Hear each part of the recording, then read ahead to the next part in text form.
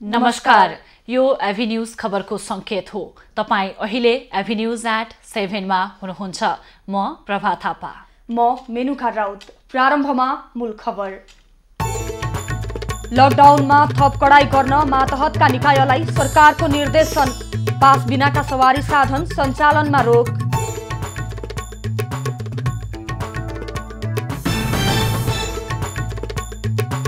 लकडाउनमा कडाई गर्ने सरकारको निर्देशनको राजधानीमै उल्लङ्घन।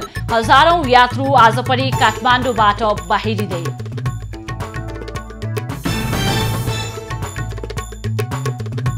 बाहिरबाट आउनेलाई काठमाडौँ उपत्यका प्रवेशमा रोक। विराटनगरबाट आएका 85 जना थानकोटमा रोकिए।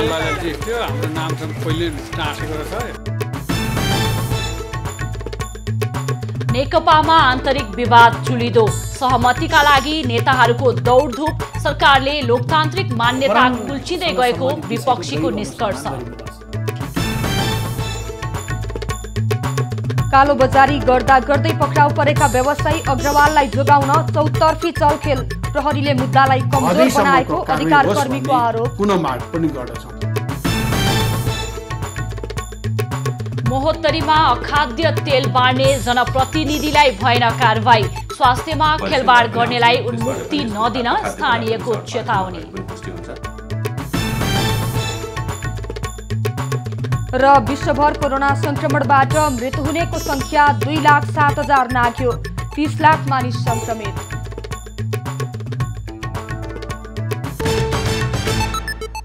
प्रभा, कोरोना संक्रमणको नियन्त्रण प्रयास स्वरूप सरकारले नेपाल यतिखेर लकडाउन गरेको छ। तर यो लकडाउनको केही क्षेत्रमा भने पालना पनि भएको पाइँदैन र कतिपय क्षेत्रमा चाहिँ पालना भइरहेको छ। र यसलाई नै मध्यनजर गर्दै सरकारले लकडाउनलाई थप कडा पार्न आज चाहिँ निर्देशन दिएको छ। हो मेनुका, र त्यसै गरी लकडाउनको पालना राजधानीमै भएको देखिएको छैन। हजारौं यात्रुहरू काठमाडौँबाट बाहिरिने क्रम जारी रहेको छ र यसलाई मध्यनजर गर्दै आज सरकारले पास बाहेकका सवारी साधनलाई प्रवेश वा जानमा रोक लगाएको छ। अब खबरको सिलसिला प्रारम्भ गरौं गृह मन्त्रालयको निर्देशन सम्बन्धी प्रसङ्गबाट। लकडाउनलाई थप कडा पार्न गृह मन्त्रालयले मातहतका निकायलाई निर्देशन दिएको छ। मन्त्रालयले सबै जिल्ला प्रशासन कार्यालयलाई आज परिपत्र गर्दै पास बिनाका कुनै पनि सवारी साधन आवत जावतमा रोक लगाउन निर्देशन दिएको हो। बीच बाटामा पुगेका र बिचल्लीमा परेका मजदुर र सर्वसाधारणलाई उद्धारका लागि साँझको समयमा केही दिन सवारी सञ्चालनमा अनौपचारिक रूपमा खुकुलो गराइएकाले अधिकांशको उद्धार भइसकेको मन्त्रालयको ठहर छ। त्यसैले मन्त्रालयले आजदेखि पास बिनाका सबै प्रकारका सवारी साधन सञ्चालनमा रोक लगाउन भनेको हो। हुलमुलका साथ सवारी साधनमा यात्रा गर्दा संक्रमण भएर थप जटिलता निम्त्याउन सक्ने खतरालाई ध्यानमा राखेर उक्त निर्देशन दिएको मन्त्रालयले जनाएको छ। लकडाउनलाई सरकारले वैशाख 25 गतेसम्म लम्ब्याए लगतै गृहले लकडाउनमा थप कडाई गर्न लागेको हो। यता गृहले लकडाउनलाई कडाईका साथ लागू गर्न निर्देशन दिए पनि त्यसको पालना भने हुन सकेको छैन। आज पनि राजधानीबाट ठूलै संख्यामा यात्रुहरू बाहिरिएका छन्। नयाँ बस पार्क लगायत काठमाडौँबाट बाहिरिने नाकाहरूमा यात्रुहरूको ठूलो भिड लागेको छ। उता लकडाउनको समयमा विराटनगरबाट काठमाडौँ आएकालाई भने प्रहरीले फर्काउने तयारी गरेको छ। आज बिहान थानकोट आइपुगेका 85 जनालाई प्रहरीले फर्काउने तयारी गरेको हो। विराटनगरमा अलपत्र परेका काठमाडौँका विभिन्न स्थानका बासिन्दालाई विराटनगर महानगरपालिकाले उद्धार गरेर बसमा राखेर काठमाडौँ पठाएको थियो। तर प्रहरीले उनीहरूलाई नागढुङ्गामै रोकेर राखेको छ। उनीहरूलाई फर्काउने तयारी भइरहेको जनप्रतिनिधिले जानकारी दिएका छन्। गाडीहरूलाई नि बन्देज लाउनु पर्यो। अब त्यो नल्याइ नहुने नआइ नहुने त्यस्तो अवस्था छ भने उहाँहरूले चाहिँ क्वारेन्टाइनको व्यवस्था गरेर क्वारेन्टाइनमा राख्नु पर्यो। अन्यथा यसले चाहिँ भोलि अहिले काठमाडौँ जुन रूपमा चाहिँ एउटा सेफ हुँदै गएको अवस्थामा अहिले विभिन्न बाहिरी जिल्लाबाट आउँदा चाहिँ यसले चाहिँ उच्च जोखिम बढाउने सम्भावना रहन्छ। काठमाडौँ भित्र लागेकालाई महानगरीय प्रहरी वृत्त थानकोटले 12 घण्टादेखि रोकेर राखेको छ। विराटनगर महानगरपालिकाले बस रिजर्भ गरेर काठमाडौँ पठाएका यात्रुले भने आफूहरूलाई बिना कारण दुःख दिएको गुनासो गरेका छन्। होइन जिएसटी हो अनि हामीलाई गाडीमा लागेर जिएसटी हो हाम्रो नाम चाहिँ पहिले टाँसेको रहेछ अनि उनीहरूले सब चेक गर्यो ज्वरो चेक गर्यो मास्क दियो हात बनाउनु के दियो लगाइदियो सबैलाई लाइन बाई लाइन लगाएर गाडीमा चलायो ठिक छ अब तपाईँ धर्न पऱ्यो त्यहाँ आफू जानुपर्छ वडामा नाम टिपाएर नागरिकताको दिएर उहाँले बोलाउनु भयो र गाडी नै उहाँले म्यानेज गरिदिएर हामी आएको महानगरीय प्रहरी वृत्त थानकोटले सबैको विवरण टिपेर फर्काउने तयारी गरेको छ। महानगरपालिकाले 7 वटा बसमा 160 जनालाई काठमाडौँ पठाएको थियो। हरेक बसमा 19 यात्रु रहेका थिए। बाँकी यात्रु भने बिहानै काठमाडौँ प्रवेश गरिसकेको बताइएको छ। प्रहरीले चेकपोस्टबाट अलि पर यात्रु झारेर बसहरूलाई भने काठमाडौँ प्रवेश गराएको हो। सरकारले निजी प्रयोगशालाबाट पनि कोरोना भाइरस परीक्षण गर्ने बाटो खोलेको छ। परीक्षण सम्बन्धी मापदण्ड निर्देशिका जारी गर्दै सरकारले कोभिड-19 परीक्षण निजी प्रयोगशालाले पनि गर्न सक्ने बाटो खोलेको हो। सरकारले बनाएको मापदण्ड अनुसार प्रयोगशाला निर्माण गरी स्वास्थ्य तथा जनसङ्ख्या मन्त्रालयबाट छुट्टै अनुमति लिएर निजी प्रयोगशालाले परीक्षण गर्न सक्नेछन्। परीक्षण गर्ने प्रयोगशालाका न्यूनतम मापदण्डको बारेमा interim guideline for the establishment and operationalisation of molecular laboratory for कोभिड-19 भन्ने नामको निर्देशिका जारी गरिएको छ र यो सँगै यो निर्देशिका बमोजिम मापदण्ड पूरा गर्ने निजी प्रयोगशालाहरूलाई पनि कोभिड-19 को परीक्षण गर्ने बाटो खुलेको छ। तर त्यसको लागि यस मन्त्रालयसँग निजी प्रयोगशालाहरूले छुट्टै अनुमति भने लिनुपर्ने हुन्छ। सोमबारबाट राप्ती स्वास्थ्य विज्ञान प्रतिष्ठानमा पनि पीसीआर परीक्षण सुरु भएको छ। मन्त्रालयले केही ठाउँमा मात्र कोरोना दोस्रो चरणमा प्रवेश गरेको र नियन्त्रणमा नै रहेको दावी गरेको छ। कोरोनालाई दोस्रो चरणमा नै सीमित राख्न लकडाउनको पूर्ण पालना र क्वारेन्टिन व्यवस्थापनमा ध्यान दिन मन्त्रालयले आग्रह गरेको छ।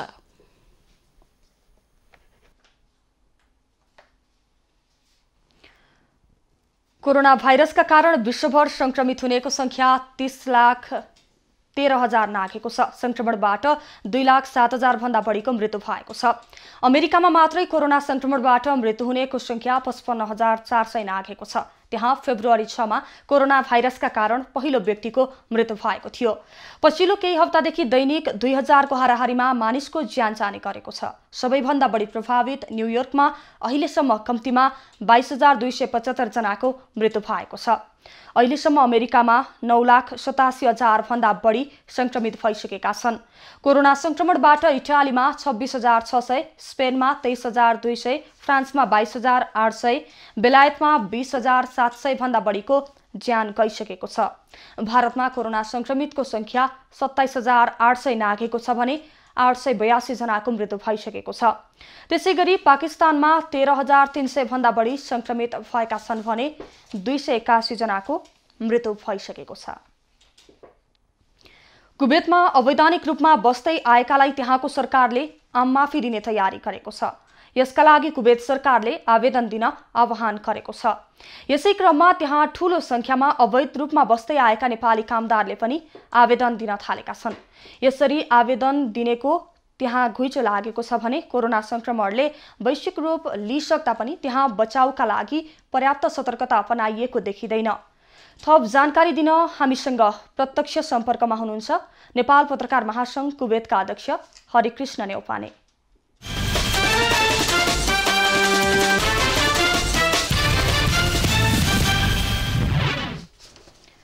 हरिकृष्णजी, एबी न्यूज खबरमा तपाईलाई स्वागत छ। धन्यवाद, नमस्ते, थ्याङ्क यू। हजुर कुवेतमा हुनुहुन्छ, के छ कुवेतको अवस्था, कोरोनाको अवस्था कस्तो छ, जानकारी गराउनुहोस्। अहिले कुवेतमा सबै कुराहरू ठिक छ, तर आजसम्म हेर्दाखेरि नेपाली कामदारहरूमा पनि कोरोना संक्रमणको लक्षणहरू देखिएका छन् र हिजोदेखि आजसम्म मात्रै 24 घण्टामा पनि थप दुईजनालाई चाहिँ संक्रमण भएको छ र अहिलेसम्म नेपाली 45 जना नेपालीहरू संक्रमित हुनुभएको छ। तर उहाँहरूको अवस्था के छ अथवा कस्तो छ अथवा उहाँको परिचय अथवा कुन कम्पनी भनेर चाहिँ खुलाइएको छैन। र अहिलेसम्म कुवेतमा हेर्दाखेरि 3288 जना जम्मा सङ्क्रमित हुनुहुन्छ भने 206 जना चाहिँ रिकभरी हुनुभएको छ यो गत 24 घण्टामा। सो 1012 जनाको रिकभरी भएको छ र अहिले 22 जनाको डेथ भइसकेको छ र आजै मात्र पनि 54 वर्षीय भारतीय नागरिक र 53 वर्षीय कुवेती नागरिकको मृत्यु भएको भनिएको छ। हरिकृष्णजी, कुवेतमा अवैधानिक रूपमा बस्दै आएकालाई त्यहाँको सरकारले आम माफी दिने घोषणा गरेसँगै त्यहाँ नेपालीहरूको उपस्थिति रहेको भनेर हामीले खबर प्राप्त गरेका छौँ। कतिको सङ्ख्यामा त्यहाँ नेपालीहरू त्यसरी बस्दै आएका छन्, के छ? अहिले कुवेत सरकारले एमनेस्टी अथवा आम माफीको घोषणा गरेको छ र विशेष गरी अवैधानिक रूपमा रहनुभएका आप्रवासी नेपाली मात्र होइन सबै आप्रवासीहरूलाई यो अवसर दिएको हो र नेपालीहरूले चाहिँ यो अप्रिलको 26 तारिकदेखि भनौँ हिजोदेखि 30 तारिकसम्म अब 4 दिन बाँकी छ उहाँहरूले आफ्नो नामहरू दर्ता गर्न पाउनुहुनेछ र कुवेत सरकारले दिएको यो आम माफीलाई चाहिँ सदुपयोग गर्नको लागि हामीहरूले पनि विभिन्न मिडियाहरूबाट नेपाली सङ्घ संस्थाहरू विशेष गरी गैर आवासीय नेपाली सङ्घ, श्रमिक सञ्जाल लगायत यहाँका नेपाली दूतावास सम्पूर्ण सङ्घ संस्थाहरूले हामीले सम्पूर्ण विशेष गरी अवैधानिक रूपमा हुनुभएको दाजुभाइ दिदीबहिनीहरूलाई यो अवसरलाई यो जुन एमनेस्टीलाई अवसरको रूपमा लिनको लागि हामीले आग्रह गरिरहेका छौँ। किनकि यसरी उहाँहरूले यो अवसरलाई लिनुभयो भने उहाँहरू फ्री अफ कस्टमा अथवा कुनै पनि पैसा नतिरिकन घर जान पाउनुहुनेछ। त्यसपछि उहाँहरू फेरि आउन चाहनुभयो भने आउन पाउनुहुनेछ। त्यति मात्र होइन, उहाँहरूलाई नेपाल जानु पूर्व कोरोना भाइरसको सङ्क्रमणको एउटा परीक्षण पनि गरिनेछ र मैले भर्खरै नेपाली दूतावासबाट केही अपडेट लिएको थिएँ र म आफै पनि गएको थिएँ नेपाली दूतावास। त्यसपछि यहाँको नाम दर्ता गर्ने ठाउँ कुवेतको फर्मनियामा र त्यहाँ धेरै ठुलो लाइन छ, विशेष गरी महिलाहरू र पुरुषहरूको छुट्टै लाइन बनाएको छ जुन फर्मनियामा। र मैले पाएको जानकारी अनुसार अहिलेसम्म नेपाली दूतावास कुवेतले आजसम्म 3 दिनमा 2000 जना नेपालीहरूलाई ट्राभल डकुमेन्ट अथवा अस्थायी यात्रा अनुमति दिएको छ र एउटा प्रोसिजर के छ भने यदि कोहीसँग पनि भ्यालिड पासपोर्ट अथवा आफ्नो डेट नसकेको पासपोर्ट पनि उहाँहरू सिधै जान सक्नुहुन्छ। त्यसकारण यो सङ्ख्या केही बढी छ भन्न सकिन्छ र अहिले कुवेत सरकारले खोलेको आम माफीमा नेपाली लगायत केही साना मुलुकहरूलाई चाहिँ अप्रिल 25 तारिकदेखि अप्रिल 30 तारिकसम्मको अवधि दिएको हो र एकदमै धेरै ठुलो सङ्ख्यामा त्यहाँ नेपाली दाजुभाइ दिदीबहिनीहरू हुनुहुन्छ र यस्तोसम्म भयो कि हिजो धेरैजनाहरू फर्किनु पनि भएको छ र विशेष गरी केही बच्चाहरू लिएर पनि आउनुभएको छ जो अवैधानिक रूपमा अनडकुमेन्टेड हुँदा पनि बच्चा भएका पनि हुनुहुन्छ र यस्तै छ अहिलेको अवस्था खास एमनेस्टीको चाहिँ। हरिकृष्णजी, जस्तो कि अहिले कुवेत सरकारले आवेदन दिनको लागि आह्वान गरेको छ र यस्तो अवस्थामा आम माफीको प्रक्रिया कस्तो हुन्छ यस विषयमा पनि जानकारी गराइदिनुहोस्। के छ भने जो पनि अवैधानिक रूपमा हुनुहुन्छ, जो भागेर काम गरिरहनु भएको थियो अथवा कम्पनीले कसैलाई अपस्ट्यान्डिङ केस भन्छ जो भागेको केस हालेको छ उहाँहरू मात्रै जान पाउने हो। यस्तो अवस्थामा जस्तो चोरी केसहरू भएका होइन, कतै पनि पैसाहरू तिर्न बाँकी भएकाहरू चाहिँ जान पाउनुहुन्न। जस्तो यहाँको विभिन्न टेलिकम्युनिकेसनहरू, विभिन्न इलेक्ट्रोनिक सामानहरू जो इन्स्टलमेन्टमा लिनुभएकोहरू चाहिँ जान पाउनुहुन्न। तर जोसँग केस छैन, जो चाहिँ एउटा भागेको अथवा भिसा रिन्यू नगरिदिएको अवस्थाका नेपालीहरू अथवा आप्रवासीहरू जान पाउनुहुनेछ। र एउटा अध्ययन अथवा एउटा न्युजले के भनेको छ भने 1,63,000 आप्रवासीहरू यहाँ चाहिँ अवैधानिक हुनुहुन्छ। त्यसमध्येमा नेपाली पनि हामीले करिब 7,000को हाराहारीमा नेपालीहरू हुनुहुन्छ भन्ने हामीले सोचेका छौँ र आज तेस्रो दिनमा दूतावासबाट 2000 जनाले तेस्रो दिनसम्ममा 2000 जनाले करिब ट्राभल डकुमेन्ट लिइसक्नु भएको छ र एकदमै धेरै भिड लागेको अवस्था छ र जस्तो कोहीसँग कुनै डकुमेन्ट छैन भने उहाँहरूले फिङ्गरप्रिन्ट गर्नुपर्ने हुन्छ। फिङ्गरप्रिन्टको लागि पनि बायोमेट्रिक सिस्टमको लागि यहाँको कुवेत सरकारको तोकेको ठाउँमा जानुपर्ने हुन्छ, फर्मनियाको दजिज भन्ने ठाउँमा। त्यहाँ पनि भोलि बिहान 9 बजे नेपाली दूतावासको प्रतिनिधि सहित जाने भन्ने कुरा भएको छ र विशेष गरी कुवेतमा लामो लकडाउन छ। जस्तो फेब्रुअरी 29 तारिकदेखिको लकडाउन अब आउने मेको 29 तारिकसम्म लकडाउनलाई एकदम लम्ब्याएको छ र लिगल अथवा हामी जस्तो कम्पनीमा काम गर्ने अथवा हामीहरू जस्तो भिसा भएकाहरूलाई पनि समस्या भइसकेको छ। धेरै नेपालीहरूको अहिले रोजीरोटीको समस्याहरू छन्, विशेष गरी खानाकै समस्याहरू परेका छन्, बस्ने समस्याहरू पनि परेका छन्। र विशेष गरी सवारी चालक साथीहरू। हरिकृष्णजी, यहाँले समस्याको कुरा गर्नुभयो। यता कुवेत सरकारले नेपालीका लागि 5 दिन तोकेको थियो र पहिलो दिन त त्यहाँ यति धेरै भिड भइसकेपछि त्यहाँको स्थानीय प्रहरीले चाहिँ भिडलाई नियन्त्रण गर्न त्यहाँ हटाएको कुरा पनि आएको थियो र आज 3 दिनसम्म आउँदा हामीले दृश्यमा पनि देखिरहेका छौँ भिड जस्ताको तस्तै छ। यसमा चाहिँ हामीले के बुझ्न सक्छौँ? नेपाली दूतावासले व्यवस्थापन गर्न नसकेको हो या 5 दिनको मात्र अवधि भएका कारण यो समस्या आएको? दृश्यमा के देखिरहेको छ भने मास्कहरू पनि लगाइएको देखिएको छैन। यो अवस्थामा हामीले यसलाई कसरी बुझ्ने हो? यो दृश्य म आफैले लिएको दृश्य हो। आज दिउँसो म आफै गएको थिएँ नेपाली दूतावासमा। धेरै सङ्ख्यामा नेपाली दाजुभाइ दिदीबहिनीहरू हुनुहुन्छ। त्यसै मात्र होइन, जो पुलिस यहाँ कुवेत प्रहरीको जुन एउटा विद्यालय छुट्याएको छ, महिलाहरूलाई छुट्टै र पुलिसहरूलाई छुट्टै, उहाँ त्यो स्कुलभित्रको पनि अवस्था यस्तो छ कि यति लामो लाइन छ कि मैले त्यहाँ केही दिदीबहिनीहरू केही दाजुभाइहरूसँग सोधेको थिएँ जो हिजै आउनुभएको थियो, तर कर्फ्यूको समयमा पनि उहाँहरू बाहिर चौरमा बस्नुभएको अवस्था छ र एकदमै धेरै आप्रवासीहरू जान चाहेको हुनाले र उहाँहरूलाई फेरि लगेजै लिएर जान पनि, जस्तो त्यहाँ नाम दर्ता गरेपछि उहाँहरू घर जान नसक्ने हुनाले उहाँहरूले आफ्नो लगेज पनि लिएर आउनुभएको छ। जस्तो 20 kilo luggage, 7 kilo hand bag लिएर आउनु भनेर भनिएको छ। त्यस कारणले धेरै मान्छेहरूको चाप बढेको छ र हामी आशा गरौँ, हुन त श्रीलङ्का सरकारले कुवेत सरकारलाई एउटा अनुरोध पनि गरिसकेको छ जो एमनेस्टीको डेट बढाउनको लागि। हामी पनि आशा गरौँ त्यो हुन सक्ला। तर अहिलेसम्मको अवस्था हेर्दाखेरि नेपालीहरूले 7000 जना नेपाली जान सक्ने हामीले अनुमान गरेका थियौँ, तर अब आज दोस्रो दिनसम्म करिब 2000 जनाले फर्महरू लिनुभएको छ। तर त्यहाँ दर्ता गर्ने क्रममा पनि, किनभने यहाँ रमदान चलिरहेको छ, आज चौथो दिन हो रमदानको। रमदानभरि दिनभरि केही खानालाई यहाँ मना गरिएको हुन्छ। विशेष गरी सूर्य उदयदेखि नस्ताएसम्म बाहिर खाना पाइने छैन। त्यस कारणले पनि धेरैजना श्रमिक दाजुभाइ दिदीबहिनीहरूलाई अलिकति समस्या परिएको देखेका छौँ र विशेष गरी एमनेस्टीलाई एउटा अवसरको रूपमा सबैले लिनको लागि र 24 घन्टे लकडाउनमा रहेका साथीहरूलाई अझै सहयोग गर्नको लागि हामीहरू श्रमिक सञ्जाल, यो एनआरएन, नेपाली दूतावासहरू लागिरहेका छौँ। यहाँका सङ्घ संस्थाहरूको भोलिन्टियर साथीहरूले धेरै सहयोग गर्नु भएको छ। यस्तोसम्म अवस्था छ, 24 घन्टा लकडाउन भएको ठाउँमा हिजो चाहिँ फर्म वितरण गर्ने क्रममा त्यहाँको पुलिसले, त्यहाँको स्थानीय प्रहरीले चाहिँ हाम्रा साथीहरूलाई त्यहाँबाट निस्किन भनेको छ। त्यसकारण हिजो कुनै पनि वितरण हुन सकेन र आज पनि हुन सकेन। माबुल्लामा सायद भोलि हुन सक्छ। जस्तो जिलिपमा चाहिँ 196 जनाले हिजो फर्म भर्नुभयो, आज पनि करिब 130 जनाले भर्नुभयो। करिब 300 जना जो लकडाउनमा हुनुहुन्छ उहाँले भर्नुभएको छ। त्यसकारण अहिले विशेष गरी दुईटा क्षेत्रमा धेरै नेपाली पनि हुन्छ। 24 घन्टा लकडाउन छ कोरोनाको कारणले, त्यो कारणले त्यो दुईटा क्षेत्रलाई विशेष निगरानी राखिएको छ र अरू क्षेत्रको लागि पनि कोहीसँग कस्तो अवस्था छ भने कोहीसँग मतदाता परिचय पत्र मात्र भएको, कोहीसँग नागरिकतै नभएको, कोहीसँग पासपोर्ट कपी नै नभएको, यस्तो केसहरू पनि धेरै छन् अनडकुमेन्टेडहरू। जस्तो उहाँहरूले फोटो खिचेर ल्याउनु। हरिकृष्णजी, यहाँसँग यो विषयमा हामी पछि फेरि कुराकानी गर्नेछौँ। अहिलेलाई समय र संवादका लागि यहाँलाई धन्यवाद। उहाँ हुनुहुन्थ्यो नेपाल पत्रकार महासङ्घ कुवेतका अध्यक्ष हरिकृष्ण न्यौपाने र हामीलाई त्यहाँको कोरोनाको पछिल्लो अवस्था, त्यसै गरी कुवेतमा अवैधानिक रूपमा बस्दै आएकालाई त्यहाँको सरकारले आम माफी दिने भनेको छ र आवेदनका लागि आह्वान पनि गरेको छ। यही विषयमा हामीले कुराकानी गर्दै थियौँ। प्रभा, जसरी आवेदन दिनको लागि आह्वान गरियो, यो सँगै चाहिँ धेरै नेपालीहरूको भिड लागेको छ र यो भिडका कारण चाहिँ सङ्क्रमणको जोखिम पनि देखियो, किनभने मानिसहरूले कुनै पनि सुरक्षाको उपायहरू नअपनाइकन आवेदन भर्नको लागि बसेको देखिएको छ। यसतर्फ भने सचेत हुन आवश्यक छ। प्रभा, केही समय यता नेकपामा विवाद चुलिँदै गएको छ र यो नेकपाका नेताहरूले चाहिँ यो विवादलाई सहमतितर्फ लानको लागि प्रयास गरिरहेका छन्। हो मेनुका, नेकपामा आन्तरिक विवाद चुलिँदै गइसकेपछि सहमतिका लागि नेताहरू दौडधुपमा छन् भने आज नेकपाका कार्यकारी अध्यक्ष पुष्पकमल दाहाल र नेता छलनाथ खनाल बीच भेटवार्ता भएको छ।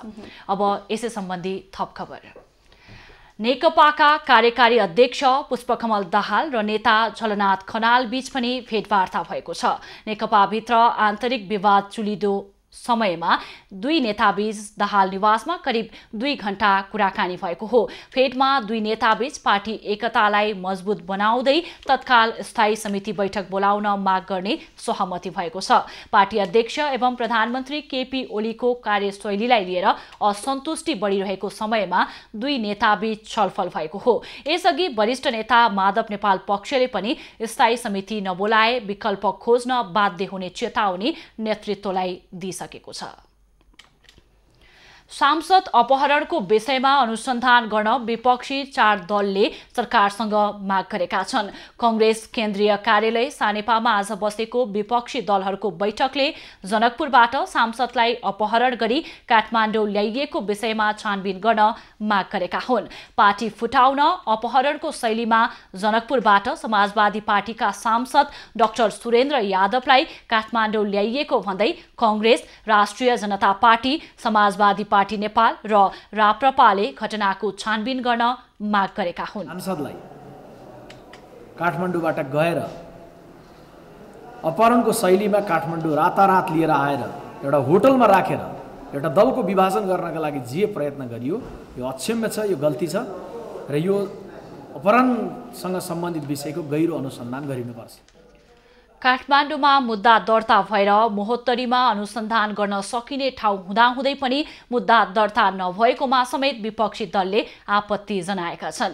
विगतमा पनि चितवनमा दर्ता भई काठमाडौँमा अनुसन्धान र काठमाडौँमा दर्ता भई सुनसरीमा गिरफ्तारी भएका नजिरहरू रहेको भए पनि शक्तिको आडमा अहिले मुद्दा दर्ता नगरिएको बैठकको निष्कर्ष छ। प्रधानमन्त्री समेत संलग्न भई सांसद अपहरण भएको विषयमा मुद्दा समेत दर्ता नगरिएपछि दलहरू एकसाथ कसरी अगाडि बढ्ने भन्ने विषयमा बैठकमा छलफल भएको कांग्रेसले जनाएको छ। सञ्चार माध्यम, सामाजिक सञ्जाल तथा विपक्षी दलहरूबाट व्यापक विरोध भएपछि सरकारले विधेयक फिर्ता लिए पनि पृष्ठभूमिमा भएको अपराधको घटनाको निष्पक्ष छानबिन हुनुपर्ने माग 4 दलको छ। सांसदको अपहरण जस्तो विषय कुनै एक दलसँग मात्रै सम्बन्धित नभएर समग्र शान्ति, संविधान र लोकतान्त्रिक प्रणालीमा गलत कदम भएको निष्कर्ष बैठकले निकालेको छ।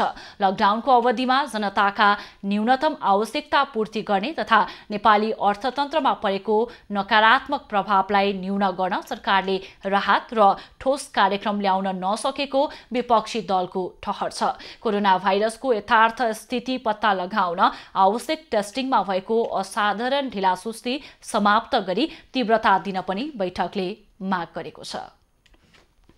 कालो बजारी गर्दै गर्दा प्रहरीको फन्दामा परेका व्यवसायी सुलभ अग्रवाल विरुद्ध प्रहरीले कमजोर मुद्दा दर्ता गरेर जोगाउने प्रयास गरेको अधिकारकर्मीले आरोप लगाएका छन्। प्रहरीले आइतबार 4 वटा कसुरमा मुद्दा चलाउन सरकारी वकिल कार्यालयमा प्रतिवेदन बुझाए पनि पहुँचका आधारमा मुद्दा कमजोर बनाउने खेल हुने आशंका उनीहरूले गरेका छन्।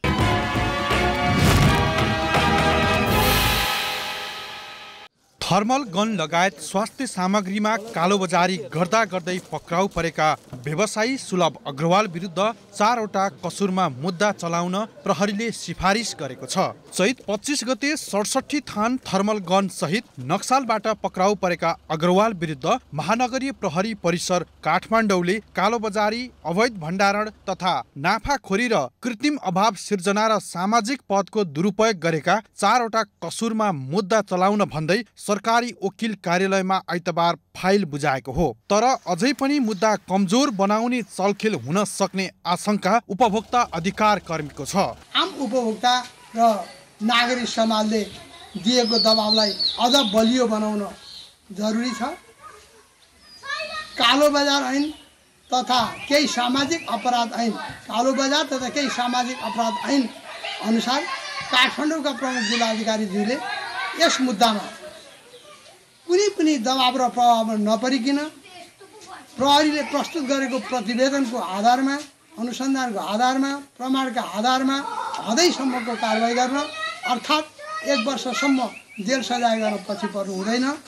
कालोबजारी तथा केही अन्य सामाजिक अपराध सजाय ऐन 2032 को दफा 2 क, दफा 3(1), दफा 5 र मुलुकी फौजदारी सजाय निर्धारण तथा कार्यान्वयन ऐन 2074 को एउटा दफा गरी 4 वटा कसुरमा मुद्दा चलाउने तयारी छ। सोही अनुसार मुद्दा चलाइयो भने 15,78,000 रुपैयाँ बिगो र 3 वर्ष कैद हुने व्यवस्था छ। सार्वजनिक पद धारण गरेको अवस्थामा अपराध भएमा थप 1.5 सजाय हुने व्यवस्था छ। आरोपितलाई 1 वर्षसम्म कैद र 10 लाख रुपैयाँसम्म जरिवाना समेत हुने उल्लेख छ। अधिकार कर्मी भने पहुँचका आधारमा सामान्य धरौटीमा रिहा गर्ने खेल अझै हुन सक्ने बताउँछन्। सरकारले जे जस्तो कानुनी कारबाही गर्नुपर्ने हो गरेर समाजलाई र व्यावसायिक क्षेत्रलाई निष्कलङ्क बनाउने काममा लाग्नुपर्दछ। यो हाम्रो माग हो र सरकारको पनि यो दायित्व पनि हो। त्यसैले राष्ट्रिय उपभोक्ता मञ्चको तर्फबाट हामी के माग गर्दछौँ भने यो अपराधमा संलग्न व्यक्तिलाई हदैसम्मको कारवाही होस् भन्ने हामी पुनः माग पनि गर्दछौँ। चैत 25 गते सुभाष अग्रवालका नाममा अवैध कारोबार गर्दै आएका उनलाई पक्राउ गर्न प्रहरीले आफै व्यापारी बनेर मोलमोलाई गरेको थियो। प्रहरीका अनुसार 3000 मा खरिद गरेको थर्मल गन नेपालमा 15 देखि 20,000 रुपैयाँसम्म लिएर उनले बिक्री गर्दै आएका थिए। प्रहरी आफै ग्राहक बनेर अग्रवालसँग थर्मल गन किन्न गएको थियो। त्यस क्रममा उनी नक्सालबाट पक्राउ परेका थिए। उनी हाल महानगरीय प्रहरी विरुद्ध दरबार मार्गको हिरासतमा छन्। व्यापारी अग्रवाल माथिको मुद्दा कमजोर बनाउन उद्योग सम्बद्ध व्यापारी उद्योग वाणिज्य महासंघ र CNI का उच्च पदाधिकारी नै लाग्दै आएका छन्।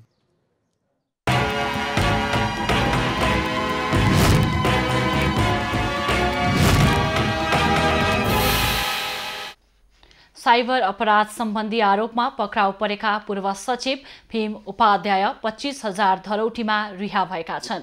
काठमाडौँ जिल्ला अदालतले धरौटीमा उनलाई आज रिहा गरेको हो। न्यायाधीश भरत मुनि खनालको इजलासले उपाध्यायले अभियोग अस्वीकार गरे पनि तत्काल निर्दोष रहेको भन्न सकिने अवस्था नरहेको भन्दै थपपछि ठहर बमोजिम हुने गरी रिहा गर्ने आदेश दिएको हो। प्रहरीले नियन्त्रणमा लिएको उपाध्यायको मोबाइल फोन पनि फिर्ता भएको छ। साइबर अपराधको आरोपमा 5 दिन अघि प्रहरीको केन्द्रीय साइबर ब्युरोले उपाध्यायलाई ललितपुरको कुसुन्तीमा रहेको निवासबाट पक्राउ गरेको थियो। प्रहरीले सरकारी वकिल मार्फत उपाध्याय विरुद्ध 5 वर्ष कैद वा 1 लाख रुपैयाँ जरिवाना वा दुवै सजाय माग गर्दै अभियोग पत्र दर्ता गरेको थियो। उपाध्यायलाई सामाजिक सञ्जाल मार्फत धार्मिक आस्थामा आघात पुर्याएको पनि आरोप लगाइएको थियो। उपाध्यायलाई पक्राउ गर्नु र मुद्दा दायर गर्नु अभिव्यक्ति स्वतन्त्रताको विरुद्ध भन्दै अधिकार कर्मीले विरोध गर्दै आएका छन्। महोत्तरीमा राहतमा अखाद्य पदार्थ बाँड्ने जनप्रतिनिधिलाई कारवाही गर्न स्थानीय तहले आनाकानी गरेको छ। राहत स्वरूप वितरण गरिएको तेल खाँदा दर्जनौं बिरामी परे पनि सो बिक्री गर्नेहरू कारवाहीको दायरामा आएका छैनन्। महोत्तरीको गौशालामा राहत स्वरूप अखाद्य तेल वितरण गर्ने जनप्रतिनिधि र पसलेलाई अझै कारबाही हुन सकेको छैन। अखाद्य तेलका कारण गौशाला नगरपालिका 4 का 2 दर्जन भन्दा बढी महिला बालबालिका बिरामी परे पनि प्रशासनले दोषीलाई कारबाहीमा चासो नदेखाएको हो। अस्वस्थकर राहत वितरण गर्नेलाई कारबाही नभएको भन्दै पीडित परिवारले दुःख व्यक्त गरेका छन्। सरकार तो प्याज में कचरी बनेली, कचरी 100 प्राणी खेले 100 प्राणी को हाल में गर्जियन के पेट मुँह चल, बेटा के पेट फूल गेले, हमरो पेट में दर्द भेले।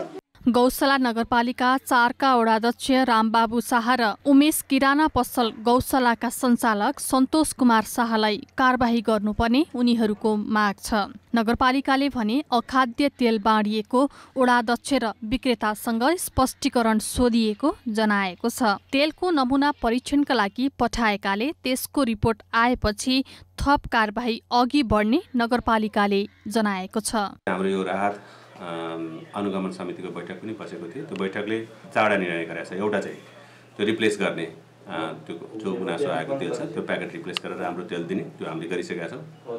त्यसपछि हामीले दुवै खाले सोयाबिन ओइल र पाम ओलिभ ओइल दुवैलाई चाहिँ हामीले यो जनकपुरको खाद्य प्रविधि तथा गुण नियन्त्रण कार्यालयमा पठाउँदैछौँ। अहिले यो आज पुग्छ, त्यो परीक्षण भएर पनि आउँछ। त्यसबाट पनि यसको अखाद्य पदार्थ मिसावट भएको नभएको पनि पुष्टि हुन्छ। राहतमा बाँडिएको तेलमा समस्या देखिएपछि त्यो फिर्ता गरेर अर्को तेल नगरपालिकाले गौशाला 4 मा पठाएको छ। सो तेल खाएपछि वैशाख 12 गते ओडाका अधिकांशलाई पेट दुख्ने र पखाला लाग्ने समस्या देखिएको थियो। गौशाला नगरपालिकाले ओडा नम्बर 4 मा 680 घर परिवारलाई करिब 4 लाख रुपैयाँको राहत वितरण गरेको थियो। महोत्तरीबाट कमलेश मण्डलको रिपोर्ट।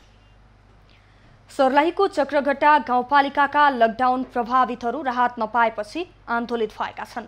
गाउँपालिकाका गरिब तथा विपन्नहरूले राहत नपाएको भन्दै गाउँपालिका कार्यालय घेराउ गरेका हुन्। वडा अध्यक्षले गरिब र विपन्न भन्दा पहुँचवालालाई राहत बाँडेको स्थानीयको आरोप छ। पूरा चमार थी आई पूरा चमार के हमने के न मिला राहत बटलै हो हां हां बटाइल है न औ एते देते जो मिल रहली ओइ में ना देते के धनी छै ना जे बहुत जमीन वाला सब है एने करी ओइ सब को मिलल है एने गरीब के जेते चमार टोली है ना 70 घर ओइ सब के न मिलल है ओइ के लेल हम चलाइ। गाउँपालिकाले भने राहत वितरणमा अनियमितता नभएको दावी गरेको छ। वडा स्तरबाट सिफारिस भएर आए अनुसार गाउँपालिकाले राहत वितरण गरेको नगरको दावी छ। बैठक बसायौं त्यसमा उहाँहरूले विपन्न परिवार सरकारले जुन नम्स पठाएको थियो त्यो नम्स अनुसार विपन्न परिवार छानेर ल्याउनुस् हैन विपन्न परिवारलाई राहत बाँड्नु पर्यो भनेको।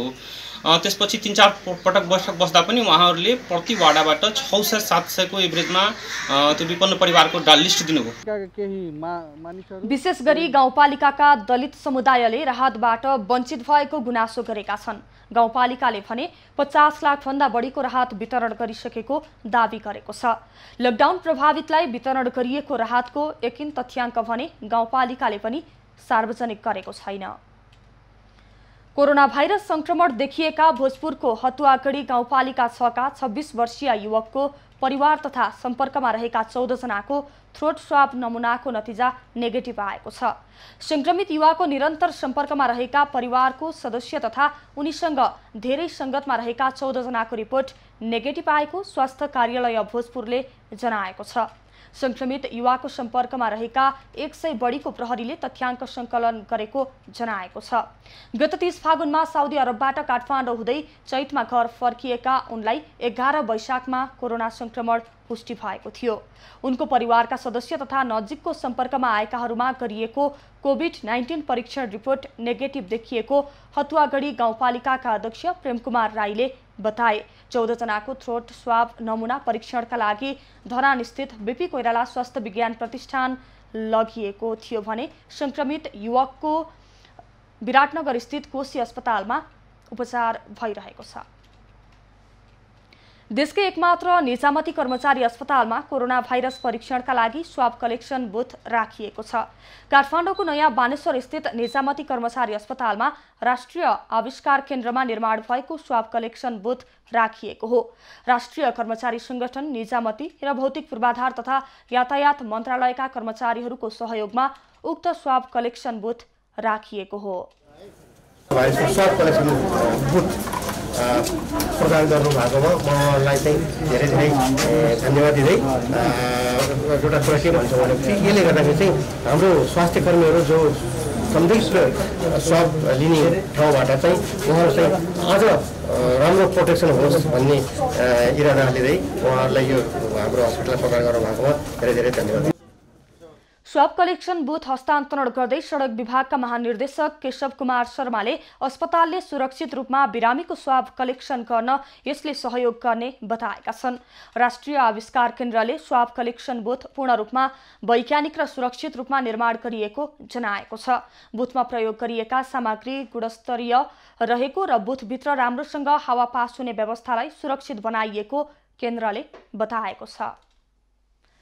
नेपाल पत्रकार महासंघ एभेन्यूज प्रतिष्ठान शाखाका अध्यक्ष बीबी बस्नेतलाई मातृशोक परेको छ।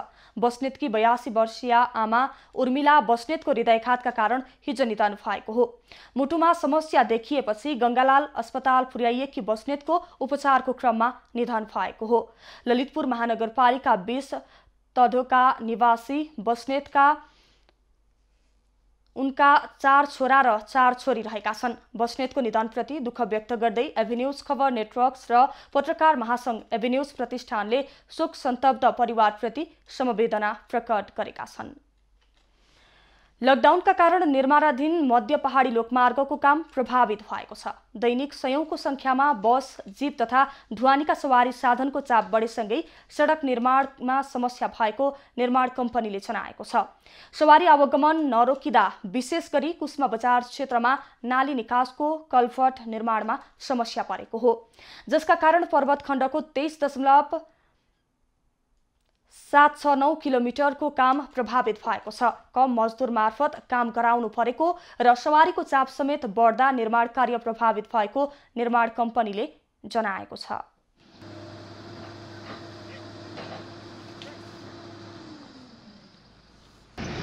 लकडाउन हो कि होइन खालको छ। अब लगभग मैले बिहानदेखि अहिलेसम्म 50वटा भन्दा गाडी, त्यसमा नि अब 20-25 वटा त नर्मल बसहरू जुन मान्छेहरू बोकेर आएको बसहरू त मैले 20-25 वटा मैले यहीँ देखेँ।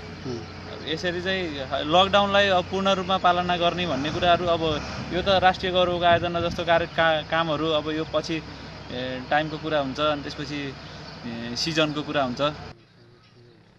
आउँदो मङ्सिरसम्म निर्माण सकाउने गरी जिम्मा लिएको निर्माण कम्पनीले बिजुलीको पोल र खानेपानीको पाइप व्यवस्थापनमा सम्बन्धित निकायको व्यवस्थाका कारण निर्माण झन्झटिलो बनेको जनाएको हो। कम्पनीले 83 करोड 98 लाख रुपैयाँमा पर्वतखण्ड स्तरोन्नतिको कामको ठेक्का लिएको छ। अहिलेसम्म 68% निर्माण कार्य सकिएको बताइएको छ। उत्तर दक्षिण काली गण्डकी लोकमार्ग आयोजना अन्तर्गत पाल्पा खण्डमा पुल निर्माण कार्य वर्षाले प्रभावित भएको छ। वर्षातको भेलले निर्माणको अन्तिम चरणमा रहेका पुलमा क्षति पुर्याएको हो। आज बिहानको वर्षाले रामपुर 3 र 4 जोड्ने अधेरी खोला पुलको केही भाग बगाएको छ।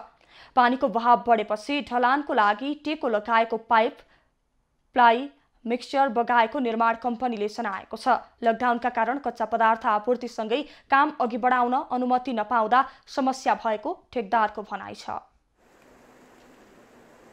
अब खुल्छ भन्दै तपाईको यो यत्रो अवधि गयो। त्यहाँ अब पर्सिलाई ढलन गर्ने तयारी गरिरहेको थियौँ। हामीले तयारी गरेको थियौँ र हिजो सिडो सरलाई हामीले 5 को लागि निवेदन पनि पठाएको थियौँ। आजसम्म निवेदन आएन। भ्याटसहित 3 करोड 72 लाख 51,781 रुपैयाँ लागतमा पहिलो पटक म्याद थप गरी असार अन्तिम हप्तामा सम्पन्न गर्ने सम्झौता भएको थियो। अधेरी खोलासँगै पाल्पाको जागदी खोला र नवलपुरको लादी खोला, महेश्वरी खोलाका पुलको निर्माण कार्य रोकिँदा वर्षातसँगै जोखिम बढेको छ। लोकमार्ग अन्तर्गत गैडाकोट, रामपुर, पिपलडाँडा खण्डमा 4वटा पुल जोखिममा रहेको उत्तर दक्षिण कालीगण्डकी लोकमार्ग आयोजनाको कार्यालय पाल्पाले जनाएको छ। गैडाकोट, रामपुर, पिपलडाँडा खण्डमा 21वटा पुल मध्ये 6वटा निर्माण सम्पन्न भइसकेका छन्। अब पालो नयाँ पुस्ताको।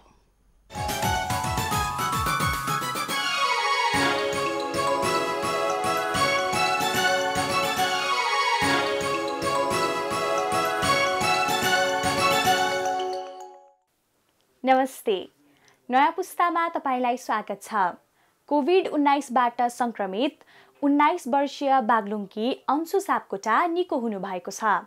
निको भएपछि सबैभन्दा ठूलो कुरा धैर्यता र आत्मबल भएको बताउनुभयो। आत्मबलका लागि योग, भर्चुअल बाल कविता प्रतियोगिता। अंशुले भनेको आत्मबल र धैर्यता बढाउन योग गर्नुपर्छ। काठमाडौँकी अभिश्री पाण्डेले जसरी। नमस्ते, मेरो नाम अभिश्री पाण्डे हो। म सेन्ट मेरीज हाई स्कुलमा कक्षा 8 मा पढ्दछु। नमस्ते, मेरो नाम अभिषेक पाण्डे हो। म वाष्टमन्द विद्यालयमा 4 क्लासमा पढ्दछु। म र मेरो भाइ हामी घरमै योगा सिक्दैछौँ। लकडाउनको समयलाई हामीले सदुपयोग गरेर हामीहरू चाहिँ घरमै आसनहरू सिक्दैछौँ। योगाले हाम्रो फिजिकल, मेन्टल, सोसल र स्पिरिचुअल डेभलपमेन्ट गर्छ। योगाका कारण हाम्रो जिउ फ्लेक्सिबल हुनका साथसाथै स्ट्रङ पनि हुन्छ। योगाले हाम्रो इम्युनिटी पावर बनाउँछ।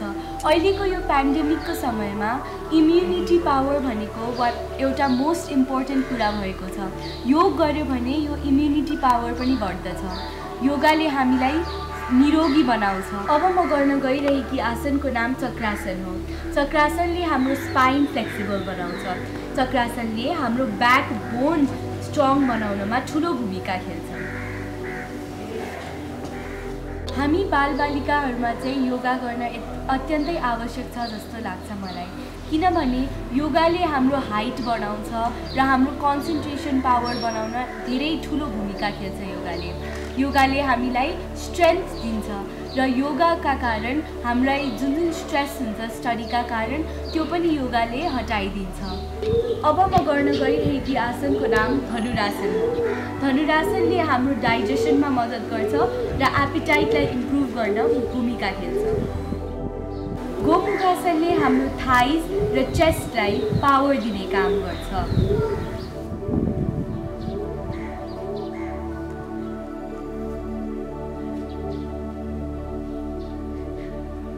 अब म गर्न गइरहेको आसनको नाम मण्डुकासन हो।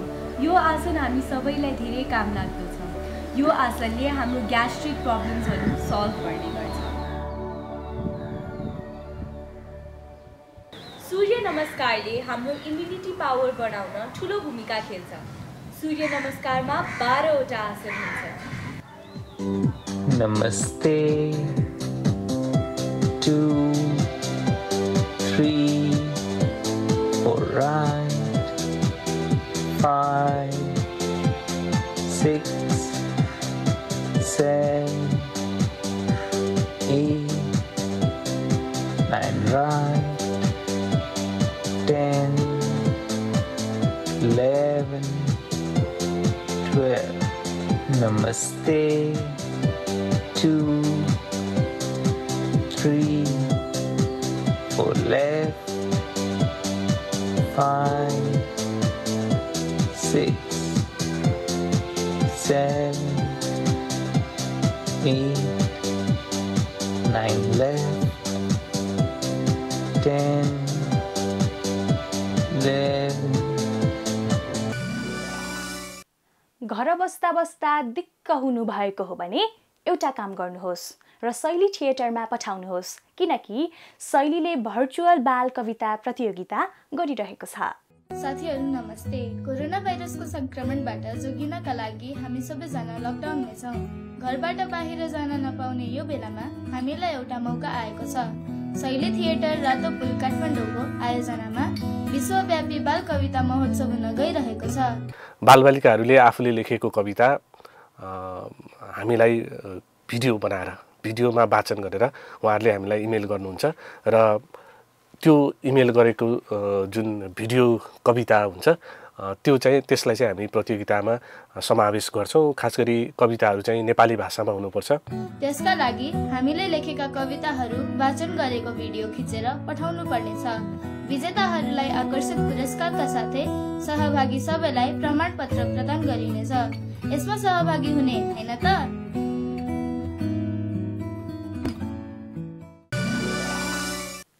कोभिड-19 को खतरा नतरुन्जेल घरमा नै बस्नुहोस्, सुरक्षित अनि स्वस्थ रहनुहोस् र आफूलाई रचनात्मक कार्यमा व्यस्त राख्नुहोस्। आजलाई यति नै। By by.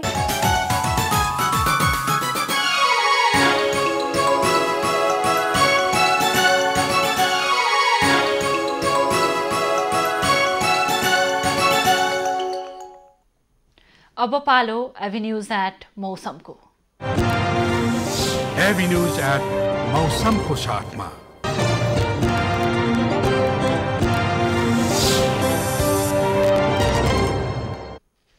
पछिल्लो 24 घण्टामा देशको मौसममा आंशिक बदली भई काठमाडौँ उपत्यका लगायत देशका धेरै स्थानमा वर्षा भयो। आज राति देशका 1-2 स्थानमा मेघगर्जन र चट्याङ सहित वर्षाको सम्भावना रहेको जल तथा मौसम पूर्वानुमान महाशाखाले जनाएको छ। काठमाडौँ उपत्यकाको आजको अधिकतम तापक्रम 25 डिग्री सेल्सियस र न्यूनतम तापक्रम 14 डिग्री सेल्सियस मापन गरियो। आज देशभरको मौसम कस्तो रह्यो त? हेरौं देशका विभिन्न स्थानको मौसमी अवस्था।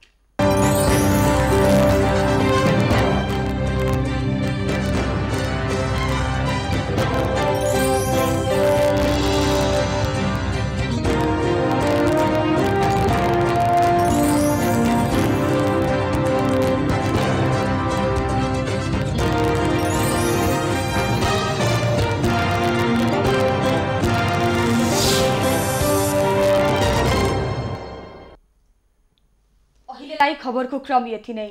एभिन्यूज खबरका यी सहित अन्य विस्तृत खबरका लागि www.avenews.tv लगअन गर्न सक्नुहुनेछ। युट्युब, फेसबुक र ट्विटरमा पनि हामीलाई फलो गर्न सकिनेछ। खबरभित्रको खबरका लागि हेर्दै रहनुहोला एभी न्यूज खबर।